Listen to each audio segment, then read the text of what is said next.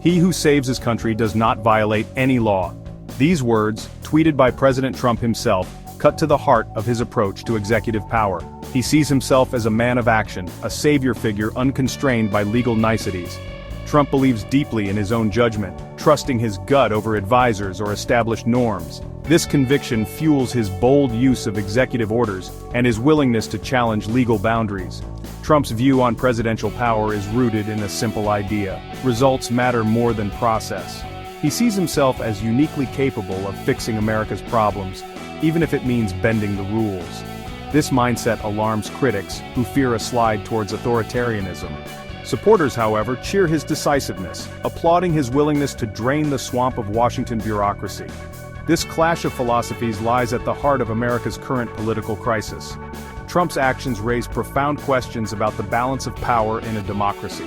Can a president act unilaterally, even with noble intentions, or do such actions erode the very foundations of a system built on checks and balances? Trump's second term began with a flurry of executive orders, each one a shot across the bow of the establishment.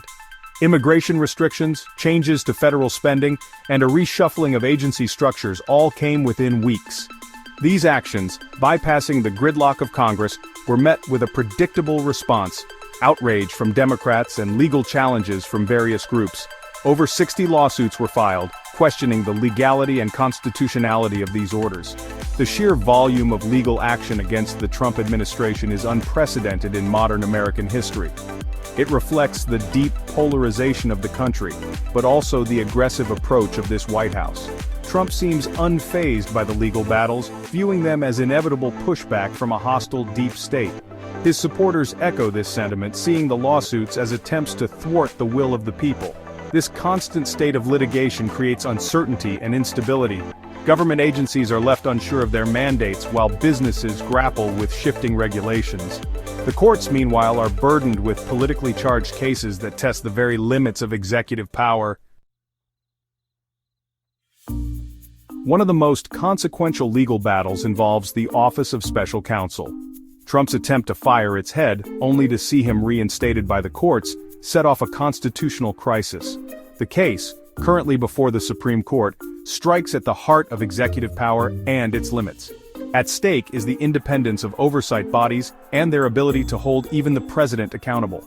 The administration argues that the president must have complete control over all executive branch officials. They aim to overturn the 1935 Humphreys executor precedent, which granted certain agencies protection from political interference.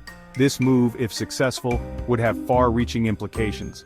Agencies like the Federal Trade Commission, the National Labor Relations Board, and the Consumer Product Safety Commission could be reshaped or neutered, their independence a thing of the past.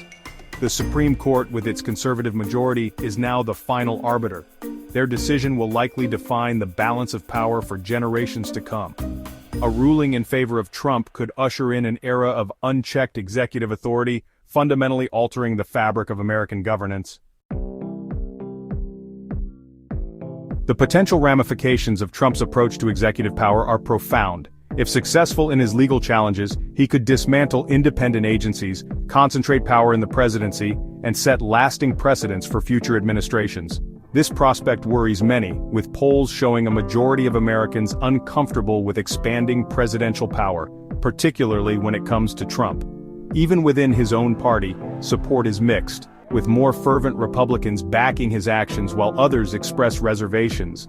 Legal experts are divided. Some, like John Yoo, argue that while presidents have broad authority, Trump's actions are unnecessarily aggressive. Others, like Jack Goldsmith, see a calculated strategy to reshape legal norms through carefully chosen test cases. Regardless of motive, the potential consequences are undeniable. The very structure of American government, with its delicate balance of power, is being tested. Trump's presidency in this sense goes beyond mere policy disagreements. His actions raise fundamental questions about the nature of power, its limits, and the future of American democracy. The outcome of these legal battles and the public's response will shape the country's trajectory for decades to come. The stakes have never been higher.